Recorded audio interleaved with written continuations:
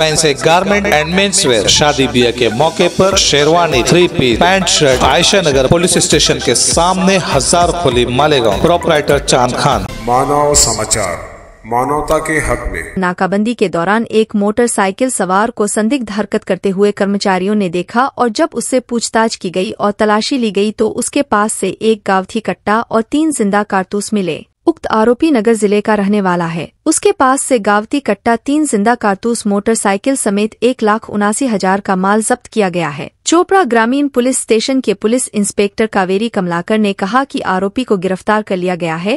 काल सायंकाळी 1700 चेक नाक्यावर नाकाबंदी करीत असताना आमच्या कर्मचाऱ्याला एक मोटरसायकल संशयित दिसली।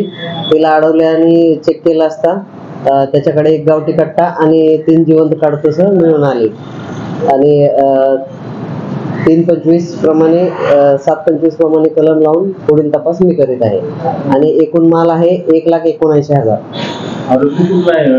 आरोपी चिंचोरा, तालुका नेवासा, जिल्हा नगर।